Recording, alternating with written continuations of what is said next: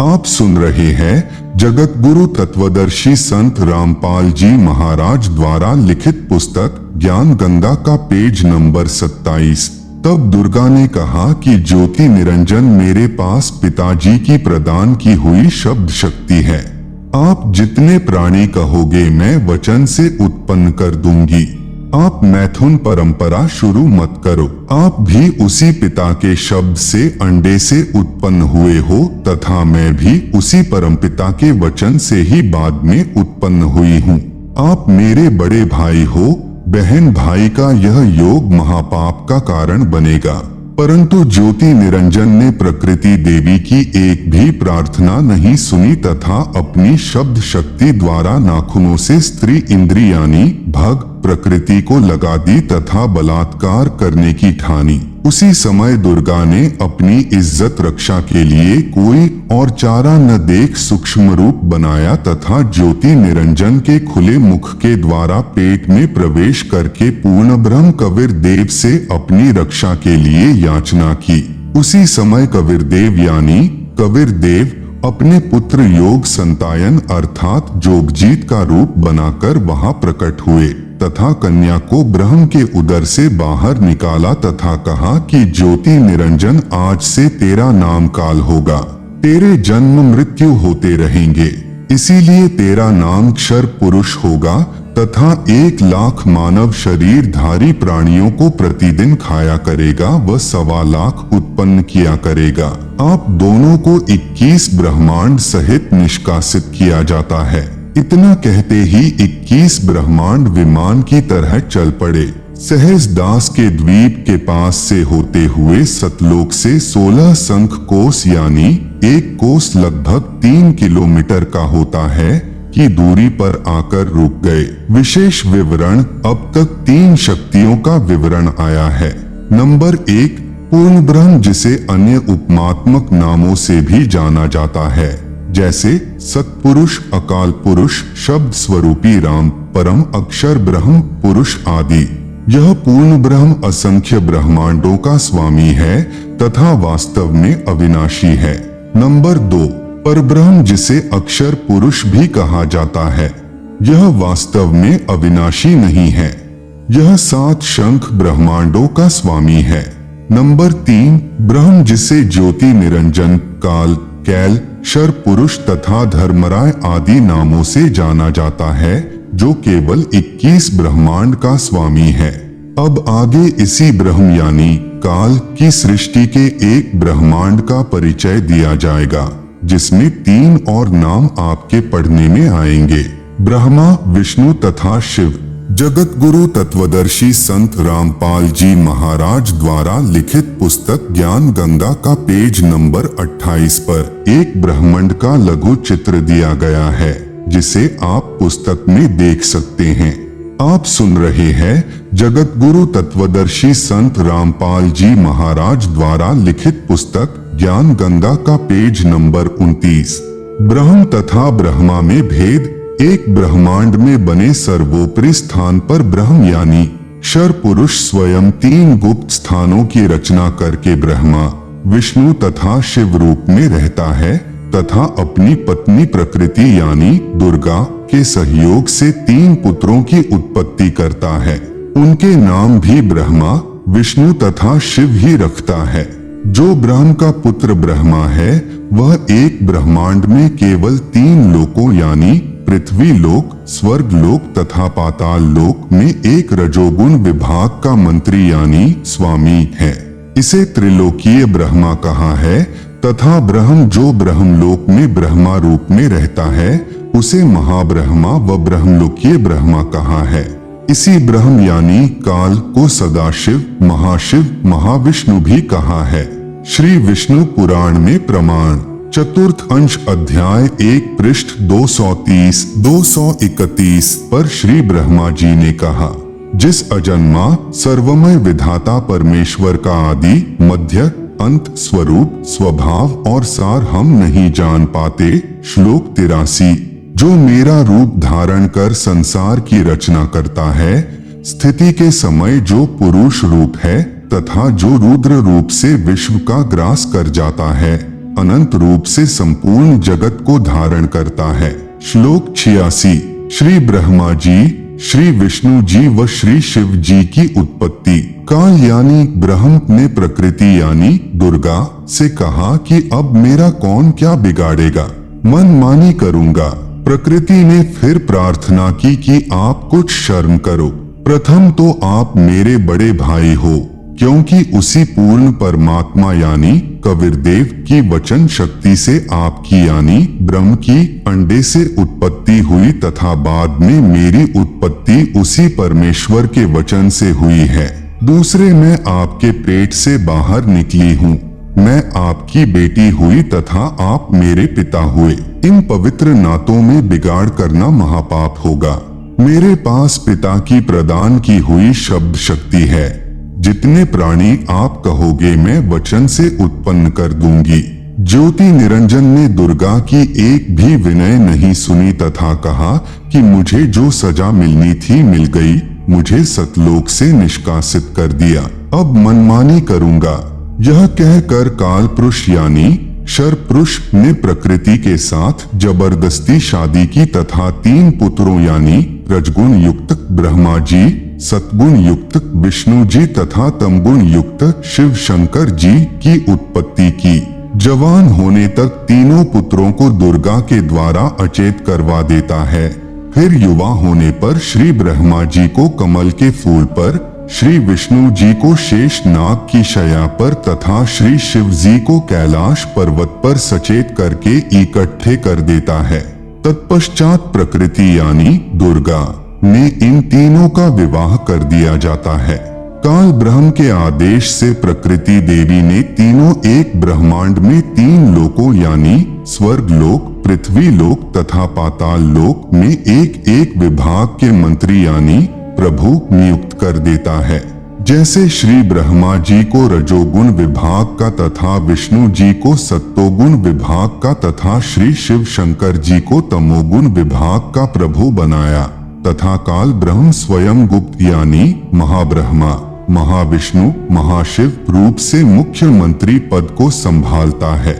एक ब्रह्मांड में एक ब्रह्मलोक की रचना की है। आप सुन रहे हैं जगत गुरु तत्वदर्शी संत रामपाल जी महाराज द्वारा लिखित पुस्तक ज्ञान गंगा का पेज नंबर 30। उसी में 3 गुप्त स्थान बनाए हैं। एक रजोगुण प्रधान स्थान है जहां पर यह ब्रह्म यानी काल स्वयं महाब्रह्मा मुख्यमंत्री रूप में रहता है तथा अपनी पत्नी दुर्गा को महासावित्री रूप में रखता है। इन दोनों के संयोग से जो पुत्र इस स्थान पर उत्पन्न होता है वह स्वतः ही रजोगुणी बन जाता है। दूसरा स्थान सतोगुण प्रधान स्थान बनाया है। वहां पर यह क्षर पुरुष स्वयं महाविष्णु रूप बनाकर रहता है तथा अपनी पत्नी दुर्गा को महालक्ष्मी रूप में रखकर जो पुत्र उत्पन्न करता है उसका नाम विष्णु रखता है। वह बालक सतोगुण युक्त होता है तथा तीसरा इसी काल ने वहीं पर एक तमोगुण प्रधान क्षेत्र बनाया है। उसमें यह स्वयं सदाशिव रूप बनाकर रहता है तथा अपनी पत्नी दुर्गा को महापार्वती रूप में रखता है। इन दोनों के पति पत्नी व्यवहार से जो पुत्र उत्पन्न होता है उसका नाम शिव रख देते हैं तथा तमोगुण युक्त कर देते हैं। प्रमाण के लिए देखें पवित्र श्री शिव महापुराण विधवेश्वर संहिता पृष्ठ 24-26 जिसमें ब्रह्मा, विष्णु, रुद्र तथा महेश्वर से अन्य सदाशिव है तथा रुद्र संहिता अध्याय 6 तथा 7-9 पृष्ठ नंबर 100 से 105 तथा 110 पर अनुवाद करता श्री हनुमान प्रसाद पोद्दार गीता प्रेस गोरखपुर से प्रकाशित तथा पवित्र श्रीमद् देवी महापुराण तीसरा स्कंद अध्याय 1 से 5 पृष्ठ नंबर 114 से 123 तक। गीता प्रेस गोरखपुर से प्रकाशित अनुवादक श्री हनुमान प्रसाद पोद्दार चिमन लाल गोस्वामी। फिर इन्हीं को धोखे में रखकर अपने खाने के लिए जीवों की उत्पत्ति श्री ब्रह्मा जी द्वारा तथा स्थिति एक दूसरे को मोह ममता में रखकर काल जाल में रखना श्री विष्णु जी से तथा संहार क्योंकि काल पुरुष को शापवश 1,00,000 मानव शरीर धारी प्राणियों के सूक्ष्म शरीर से मैल निकालकर खाना होता है। उसके लिए 21वें ब्रह्मांड में एक तप्तशिला है जो स्वतः गर्म रहती है। उस पर गर्म करके मैल पिघला कर खाता है। जीव मरते नहीं परंतु कष्ट असहनीय होता है। फिर प्राणियों को कर्म आधार पर अन्य शरीर प्रदान करता है। श्री शिव जी द्वारा करवाता है। जैसे किसी मकान में 3 कमरे बने हों, एक कमरे में अश्लील चित्र लगे हों, उस कमरे में जाते ही मन में वैसे ही मलिन विचार उत्पन्न हो जाते हैं। दूसरे कमरे में साधु संतों भक्तों के चित्र लगे हों तो मन में अच्छे विचार प्रभु का चिंतन ही बना रहता है। तीसरे कमरे में देश भक्तों व शहीदों के चित्र लगे हों तो मन में वैसे ही जोशीले विचार उत्पन्न हो जाते हैं। ठीक इसी प्रकार ब्रह्म यानी काल ने अपनी सूझबूझ से उपरोक्त तीनों गुण प्रधान स्थानों की रचना की हुई है। तीनों गुण क्या है? प्रमाण सहित तीनों गुण रजगुण ब्रह्मा जी, सतगुण विष्णु जी, तमगुण शिव जी हैं। ब्रह्म यानी काल तथा प्रकृति यानी दुर्गा से उत्पन्न हुए हैं तथा तीनों नाशवान हैं। प्रमाण गीता प्रेस गोरखपुर से प्रकाशित श्री शिव महापुराण जिसके संपादक हैं श्री हनुमान प्रसाद पोद्दार, पृष्ठ संख्या 24 से 26 विधवेश्वर संहिता तथा पृष्ठ 110 अध्याय 9 रुद्र संहिता। इस प्रकार ब्रह्मा विष्णु तथा शिव तीनों देवताओं में गुण हैं, परंतु शिव यानी ब्रह्म काल गुणातीत कहा गया है। आप सुन रहे हैं जगत गुरु तत्वदर्शी संत रामपाल जी महाराज द्वारा लिखित पुस्तक ज्ञान गंगा का पेज नंबर 31। दूसरा प्रमाण गीता प्रेस गोरखपुर से प्रकाशित श्रीमद् देवी भागवत पुराण जिसके संपादक हैं श्री हनुमान प्रसाद पोद्दार चिमन लाल गोस्वामी। तीसरा स्कंद अध्याय 5 पृष्ठ 123। भगवान विष्णु ने दुर्गा की स्तुति की, कहा कि मैं यानी विष्णु ब्रह्मा तथा शंकर तुम्हारी कृपा से विद्यमान हैं। हमारा तो आविर्भाव यानी जन्म तथा तिरोभाव यानी मृत्यु होती है। हम नित्य यानी अविनाशी नहीं हैं। तुम ही नित्य हो, जगत जननी हो, प्रकृति और सनातनी देवी हो। भगवान शंकर ने कहा, यदि भगवान ब्रह्मा तथा भगवान विष्णु तुम ही से उत्पन्न हुए हैं तो उनके बाद उत्पन्न होने वाला मैं तमोगुणी लीला करने वाला शंकर क्या तुम्हारी संतान नहीं हुआ? अर्थात मुझे भी उत्पन्न करने वाली तुम ही हो। इस संसार की सृष्टि स्थिति संहार में तुम्हारे गुण सदा सर्वदा हैं। इन्हीं तीनों गुणों से उत्पन्न हम ब्रह्मा विष्णु तथा शंकर नियमानुसार कार्य में तत्पर रहते हैं। उपरोक्त यह विवरण केवल हिंदी में अनुवादित श्री देवी महापुराण से है, जिसमें कुछ तथ्यों को छुपाया गया है। इसलिए यही प्रमाण देखें श्रीमद्देवी भागवत महापुराण सभाष्टिकम संहात्यम, खेमराज श्री कृष्णदास प्रकाशन मुंबई। इसमें संस्कृत सहित हिंदी अनुवाद किया है। तीसरा स्कंद अध्याय 4 पृष्ठ 10 श्लोक 42। ब्रह्मा अहम ईश्वरः फिलते प्रभावात् सर्वे वयम जनियुता न यदा तु नित्याः के अन्ये सुराः शतमख प्रमुखाः च नित्या नित्या त्वमेव जननी प्रकृते पुराणा। हिंदी अनुवाद हे मात ब्रह्मा, मैं तथा शिव तुम्हारे ही प्रभाव से जन्मवान हैं, नित्य नहीं हैं, अर्थात हम अविनाशी नहीं हैं। फिर अन्य इंद्रादि दूसरे देवता किस प्रकार नित्य हो सकते हैं? तुम ही अविनाशी हो, प्रकृति तथा सनातनी देवी हो। पृष्ठ 11-12 अध्याय 5 श्लोक 8। यदि दयार्द्रम्ना न सदाम्बिके कथमेहम विहितः च तमोगुणः कमलजश्च रजोगुण संभवः सुविहितः किमु सत्वगुणो हरियः। अनुवाद भगवान शंकर बोले कि मात, यदि हमारे ऊपर आप दयायुक्त हो तो मुझे तमोगुण क्यों बनाया? कमल से उत्पन्न ब्रह्मा को रजोगुण किस लिए बनाया तथा विष्णु को सतगुण क्यों बनाया? अर्थात जीवों के जन्म मृत्यु रूपी दुष्कर्म में क्यों लगाया? श्लोक 12। रमे से स्वप्तिम पुरुषम सदा तव गतिम न ही वह विद्म शिवे। हिंदी, अपने पति पुरुष अर्थात काल भगवान के साथ सदा भोग विलास करती रहती हो। आपकी गति कोई नहीं जानता। निष्कर्ष, उपरोक्त प्रमाणों से प्रमाणित हुआ कि रजगुण ब्रह्मा, सतगुण विष्णु तथा तमगुण शिव है। ये तीनों नाशवान है।